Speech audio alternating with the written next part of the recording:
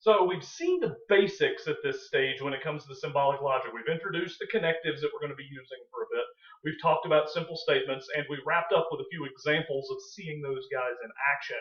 I wanted to take a look at a couple of more intricate sentences. This one we're actually starting from the English construction. We'll turn it into a symbolic statement, and then we'll take a look at another symbolic statement and convert that back into an English sentence. So we have here, if a student studies, then the student does not fail. Based on what we said on our PowerPoint slides, this guy seems to correspond to our simple statement Q. This one corresponds to our simple statement R, except we've got this not in here. So we have a couple of different things floating around. So we see that not, that kind of indicates we're going to need to do a negation on the R statement. The other big thing that I want to draw our attention to, we've got that if right there. Remember, if is an indication for a conditional statement. So the stuff connected with if, right here, student studies, that statement Q, that would be on the left-hand side of our conditional arrow. And then on the other side, we have then the student does not fail. Like I said, a student failing was statement R. The not indicates that we need the negation twiddle right there. So that would be Q implies not R, if you want to read it that way. Because I tend to read conditional arrows as implies rather than saying if P, then not R. But however you do it, that's fine.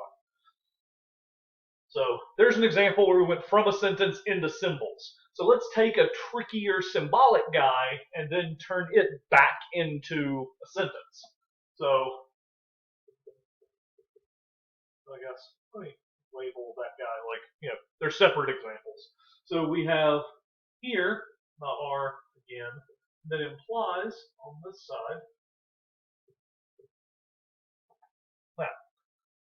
So we see the conditional arrow, we've got a negation on R, and then we have some stuff in parentheses right here. So they're going to be together on that, when we put it together into a sentence. We see a conditional, the magic word is if. If this right here. So if a student does not fail, then the stuff on the other side of the arrow. This was the if, this is the then.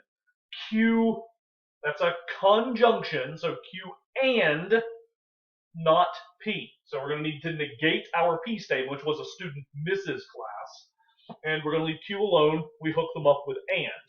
So should say a student. For some reason I didn't write that in. So the student studies and does not miss class because of the negation twiddle.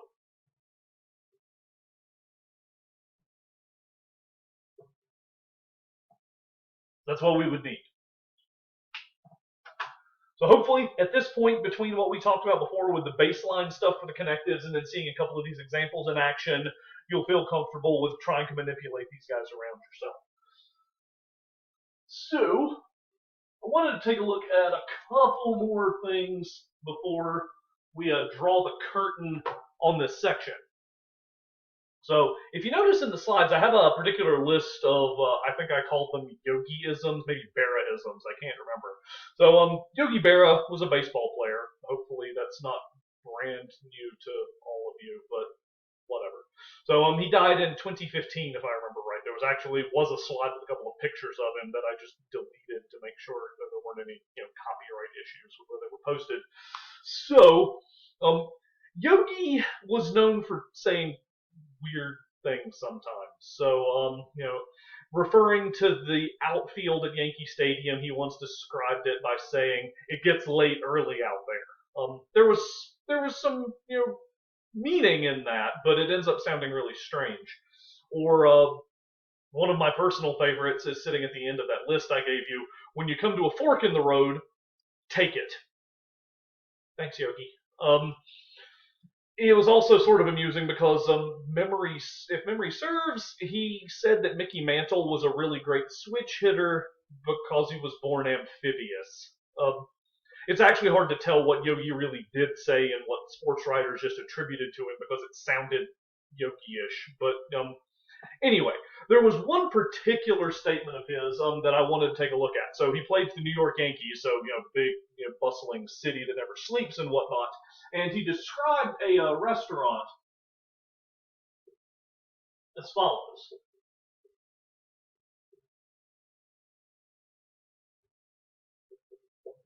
He probably didn't say a semicolon, but you get the idea.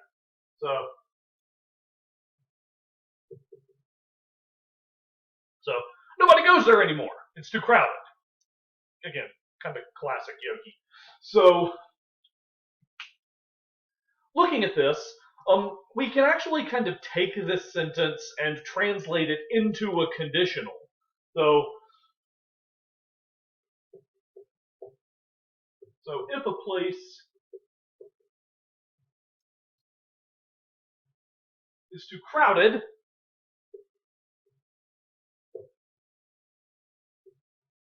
then no one goes there. So now we have an if-then set up. You could, label it in the slides. I think I have the why as a place is too crowded in honor of Yogi. You will notice I didn't list it in the slides as no one goes there. I usually try to avoid putting negation-sounding things into my baseline statements. The statement as it appears in the slides says someone goes there. As it turns out, and we'll talk more about the formatting of this in just a moment, but it turns out to deal with that symbolically, no one goes there is a symbolic negation of someone goes there as I presented. So we would have why for a place being too crowded implies the negation of be. So what's that? Yogi, I miss you. All right, that actually works as a pretty good jumping off point to change gears to the last thing I wanted to mention in this section. We talk about statements that kind of look like all P or Q, no P or Q, some P or Q. Those things came up when we were looking at the Venn diagram stuff in the previous section. So it turns out all P or Q, we can actually translate that symbolically, that sort of Venn diagram inclusion nature. It basically says, if you're here, you also have to be here. So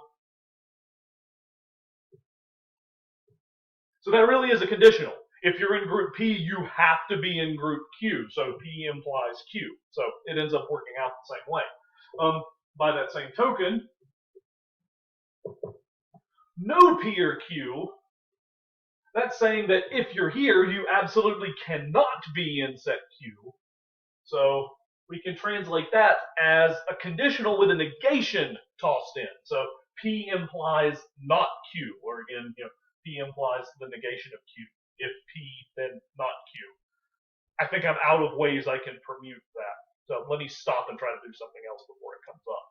So if you need to translate one of these things into a conditional, which we'll end up doing when we get to some argument analysis type stuff again at the very end of the chapter, we're going to use those tools, every now and again.